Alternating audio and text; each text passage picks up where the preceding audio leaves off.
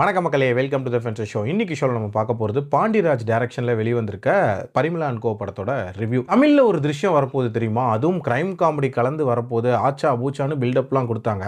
ஆனால் இந்த படத்தை போய் பார்த்தா இந்த பாண்டிராஜோட டைரக்ஷனில் வெளிவந்த கதகளி படம் இருக்குல்ல, கிட்டத்தட்ட அதே டெம்ப்ளேட்டை உல்டா பண்ணி எடுத்து வச்சிருக்காங்க அப்படின்னே சொல்லலாம். அதன்னு பார்த்தீங்கன்னா, ஜெயராம் தன்னோட குடும்பத்தோட ஒரு பீஸ்ஃபுல்லான லைஃப் வாழ்ந்துட்டு இருக்காரு.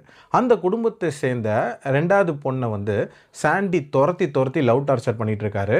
ஒரு கட்டத்தில் அத்துமீறி போய் அந்த பொண்ணை கிஸ்ஸும் பண்ணிடுறாரு. இதுக்கு மேலே சாண்டியை உயிரோட விட்டா வேலைக்கு ஆகாது அப்படின்ற மாதிரி ஜெயராமன் ஃபேமிலி அன்றைக்கி நைட்டு டிஸ்கஸ் பண்ணுறாங்க.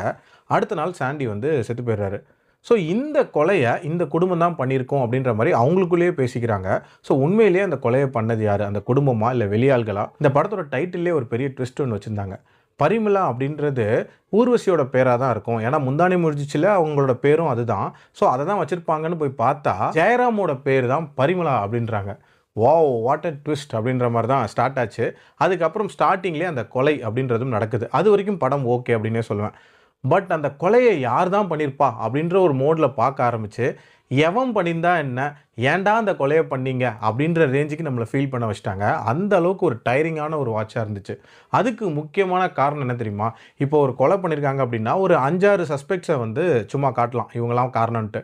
பட் இதில் பார்த்தீங்கன்னா படத்தில் இருக்க கேஸ்டிங் முழுக்கவே வந்து கொலை பண்ணியிருப்பாங்க அப்படின்ற ரேஞ்சுக்கு கதை எழுதி வச்சுருக்காங்க. சொல்லப்போனால் ஷூட்டிங்கை வேடிக்கை பார்க்க போனவங்கலாம் கூட சேர்த்துருப்பாங்க போல இருக்கு. அந்த அளவுக்கு கன்றாவியாக எழுதி வச்சுருந்தாங்க. அண்ட் கிளைமேக்ஸ்லாம் பார்த்தீங்கன்னா கண்ணா பின்னான்னு ட்விஸ்ட் வைக்கிறாங்கிற பேரில் சுற்றி கடைசியாக ஒருத்தங்களை வந்து டிசைட் பண்ணுறாங்க, இவங்க தான் கொலையாளி அப்படின்ற மாதிரி. ஸோ இதில் அந்த பரிமளா குடும்பம் இருக்குல்ல, டார்க் காமெடி பண்ணுறங்கிற பேரில் கொலையாக கொண்டு எடுத்திருந்தாங்க அப்படின்னே சொல்லலாம். இத்தனைக்கும் நல்ல பர்ஃபார்மர்ஸ் தான்.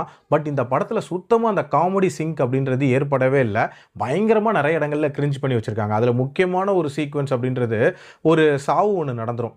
அதை வந்து ரொம்ப கேஷுவலாக ஹேண்டில் பண்ணுறங்கிற பேரில் ரொம்ப இரிட்டேட் பண்ணி வச்சுருந்தாங்க. ஒரு கேஷுவலான போலீஸ் ஆஃபீஸராக மிஷ்கினை காட்டுறேன் அப்படின்ற பேரில் கோயில் யானை மேய்க்கிற மாதிரி வந்து வேட்டிலாம் கெட்ட விட்டு எப்போ பார்த்தாலும் ஏதாவது நொறுக்கு திணியை திங்க விட்டுட்டே இருந்தாங்க அப்படின்னே சொல்லலாம். அதே மாதிரி சாண்டி கேரக்டர் இன்னுமே அந்த சாக்லேட் காஃபி மோட்லேயே தான் அவரோட கேரக்டரை வச்சுருக்காங்க. ஒரு கட்டத்தில் பார்த்தீங்கன்னா வித்தியாசமாக பேய் கெட்டப் போடுறன்ட்டு அந்த கிஷ்கிந்தாபுரி ஷூட்டிங்லேருந்து அப்படியே கூட்டிகிட்டு வந்து ப்ளே பண்ண விட்டுருக்காங்க. ஓவரால் ரொம்ப சுமாராக அமைக்கப்பட்ட ஒரு கிரைம் காமெடி மூவி. என்னோட ரேட்டிங் இந்த படத்துக்கு வந்து 2.3 out of 5. டைம் இருந்தால் ட்ரை பண்ணுங்கள், இல்லைனா ஸ்கிப் பண்ணிக்கோங்க. அடல் கண்டென்ட்லாம் பெருசாக இல்லை. மீண்டும் அடுத்த விமர்சனத்தில் சந்திக்கிறேன். நன்றி, வணக்கம்.